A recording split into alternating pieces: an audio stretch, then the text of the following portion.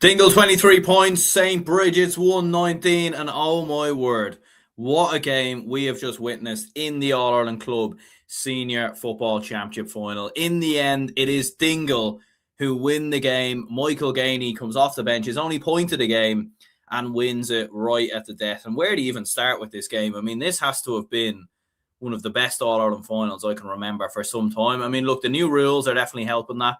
There's no question in regards to that. But yeah, this was incredible. I mean, it had absolutely everything. Late drama, late points. Bridgets looked like they were beating a normal time. Rory Fallon, who, by the way, just spawned into one of the best forwards we'd ever seen. You know what I mean? For the period of like 10, 15 minutes. Kicks an unbelievable 2-pointer. A couple of brilliant points after extra time as well. He scored all of Bridget's 3 points in the first half of extra time as well. Another incredible 2-pointer he scored. And yeah, he looks a phenomenal player in fairness. But I'm just going to plug in the charger very quickly here before we do get completely shut out. But yeah, an extraordinary game of football in fairness. Incredible drama. I feel sorry for Bridgets, to be honest. I feel like both teams, I feel like a replay would have been the best decision here. I actually don't know what would have happened if this game was level at the end of extra time there. If it went to a replay or went to penalties would have felt incredibly harsh for one of the best All-Ireland finals we've seen in some time, in my opinion. Probably the best, I was thinking there, probably the best like All-Ireland final. I mean, in terms of club finals, I mean, it's kind of hard to think of one that was better more recently, but an extraordinary game, both sides going at some of the challenges, the blocks as well. Like some ferocious challenges from both teams. And it certainly made it into the spectacle that it was. Plenty of comments flying in there. We'll get to them in a few moments. We'll try and break down this game in the best way that we can because the start of this game nearly feels like a lifetime ago, in all honesty. But look, it's hard to argue who, like, if Bridgets had won this game, I would have said fair play. I don't think any team like deserved to lose this, to be honest. I think they were both equally brilliant. They were both outstanding. I do think a draw would have been the fair result. Look, Dingle did start the better side. There's no, getting away from that. They'd scored 3 points up until Shane Canan scored his point in the 9th minute. And you know what? Dingle in the opening 10, 15 minutes, they started the game like they'd ended the game versus Ballyboden. Like they started like an absolute steam train.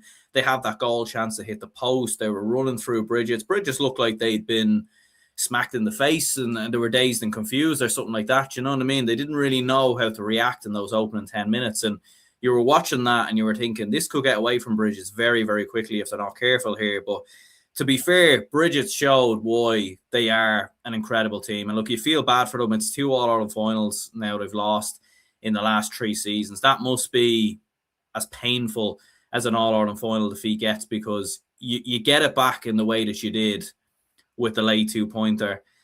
You're then 3 points up at the start of extra time. You're then 2 points up going into the final couple of minutes.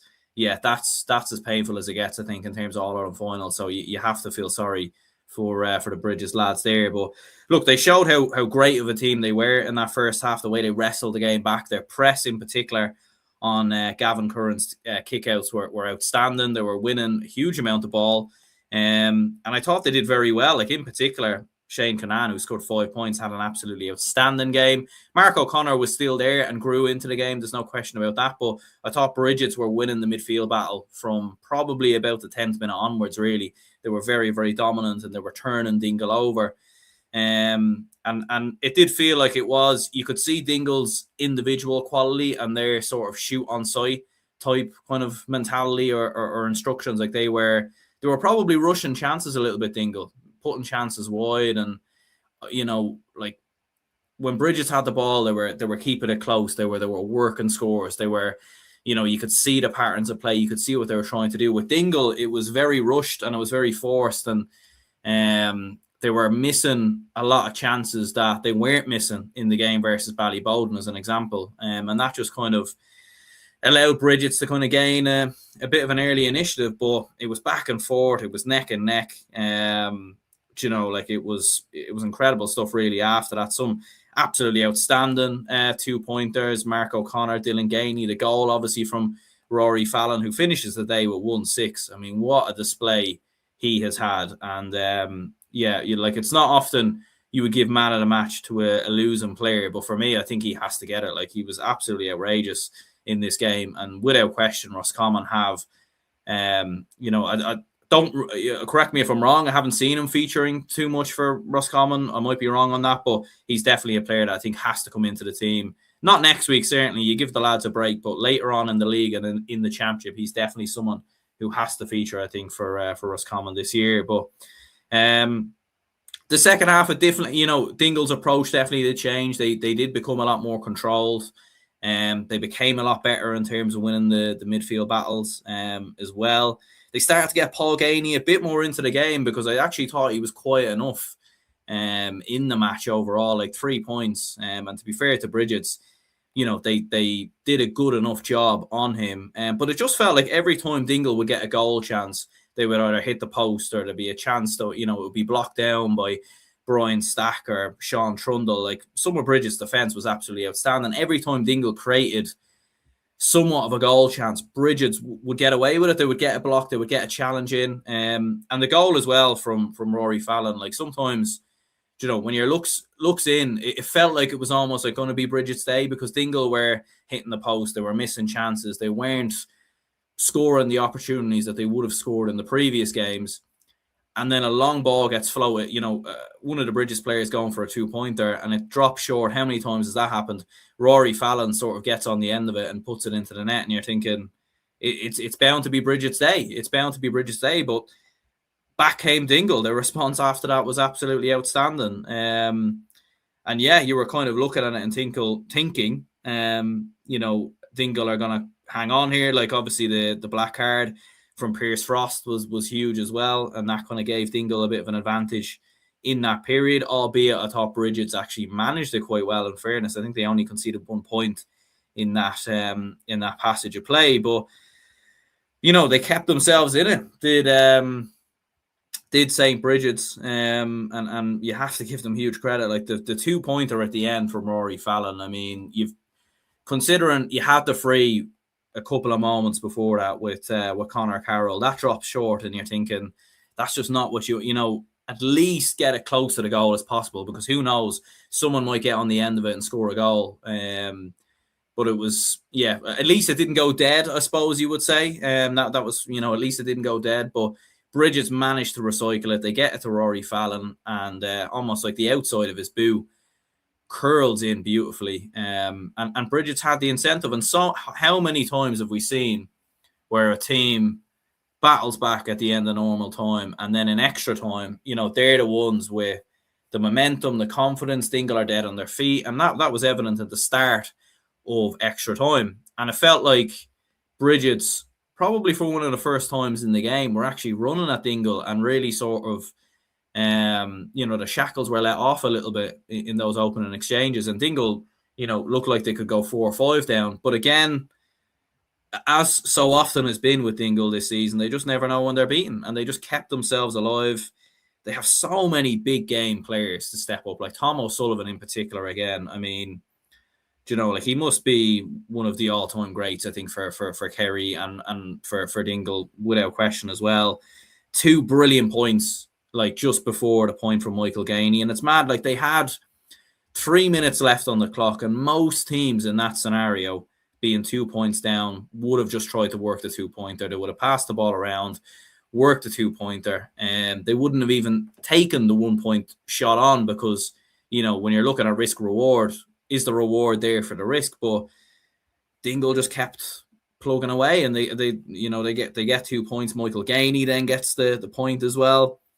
And quite incredible, after all the talk about all the Gainies, it's probably the one that's spoken about the least that actually bags the winner. The winner, and the drama at the end as well. The Dingle players are celebrating, and then it's not over. I don't know what on earth he gave a free for, to be honest with you, at the end. But it didn't matter, because the game was done at that stage. But yeah, what a game, what a match. Fair play to both teams. An absolutely extraordinary match. There's no question in regards to that. Looking at some of the scorers then. I suppose firstly here we will have a look at Dingle here first of all. We'll have a look at the scores here for Bridgets, as you'll see on screen there.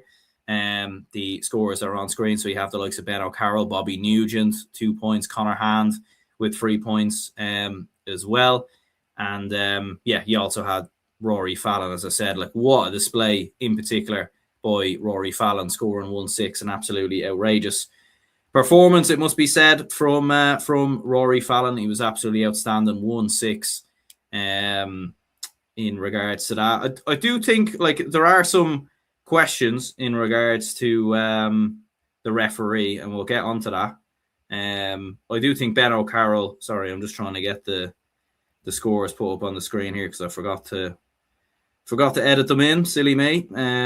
So we'll get them on the screen in just a moment. But I do think it was interesting some of the comments, and maybe we'll even kind of go through them while I am doing that now. Another ref favouring a Kerry team. Do you know what? I'm a Dublin fan. I'd love to agree with you, but I disagree because I think Ben O'Carroll was very lucky to be on the pitch. I mean, he had that hook.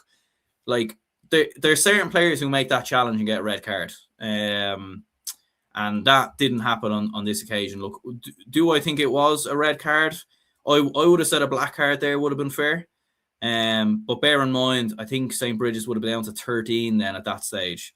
So they were a little bit fortunate in regards to that. It was a very aggressive game. There was a lot of challenges. There was a lot of turnovers. There was times where one team would have the ball and they would be crowded out, and you were just waiting for the referee's whistle to blow because of the fact that you would have you would kind of have you would have kind of they're sorry, there's an echo here on my phone somehow. I don't know how this is happening, but yeah, no, look, there was kind of one of those moments where you were kind of looking at it from a Dingle perspective, where they, where one of the teams would kind of have the ball, you were waiting for the referee to kind of blow the turnover, and it just wouldn't quite happen in regards to that. Shane says here, people blaming the referee drive me insane. Give credit to Dingle. The ref had some very poor decisions that went both ways. That Paul Gainey potential black and the 45 given to Bridgets, the standouts there. And also says here, and yet again, Colin Parkinson. Colin Parkinson letting himself down by adding a needless comment on a post about a club winning an All-Ireland. Yeah, I don't get the, some of the criticism and everything else that goes the way of Kerry clubs and everything else does feel a little bit harsh in my opinion. Liam says, how are they saying the ref favoured Dingle when decisions at the end of normal time stole a win from Dingle? At that point, took some character to wrestle it back. And the simple facts are Dingle were the slightly better team in normal time and should have won it, but it was probably the opposite. Extra time and Dingle fought back. Yeah, look, it was very, very even. I don't really think you could make a case for either side, to be honest with you. And yeah, as I was saying there was probably a few times the ref could have blown for overcarrying and he didn't.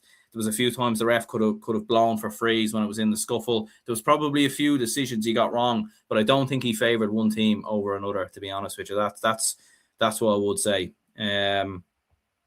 We finally got the scores on the screen there for Dingle, as you'll see. So Paul Gainey with 3 points, Dylan Gainey with 6, Toig de Bruin with 3, Connor Gainey there with a point as well, Mark O'Connor with 2 around midfield, Flannery with 2 points, and Tom O'Sullivan with 5 points. There is an argument maybe that you could give Tom O'Sullivan man of the match as well, to be fair, because he was very, very impressive indeed. Going through a few of the other comments here. Nerb says here, a bit weird why the ref gave it free at the end when the pitch invasion happened. You have no idea what that was about, to be honest, but the game was done.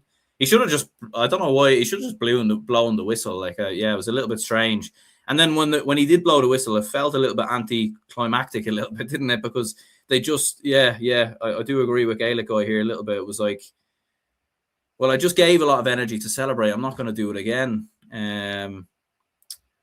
This Toes fella here says terrible man of the match call. Tom O'Sullivan absolutely robbed. I don't know if you're referring to what I said or what actually happened on TG Cahir. I didn't see who won man of the match because I came straight over here. But I think it's either or. Like you could like if Tom O'Sullivan won it, I would say fair enough. He was the best player on the pitch for Dingle. But like Rory Fallon scored 1-6.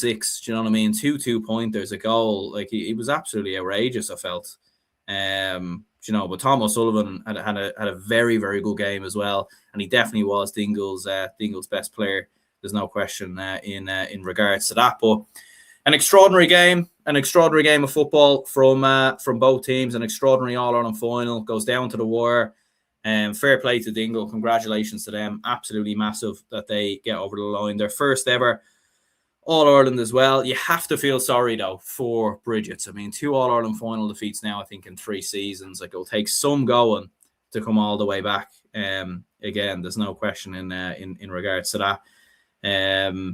But yeah, like an incredible club season, really. And for Dingle, like, when you think of the way they scored that late 2-pointer at the end versus Finbars, they come back versus Ballyboden, they come back again in this game. It's rare enough that a team keeps on coming back the way that they do to win a competition.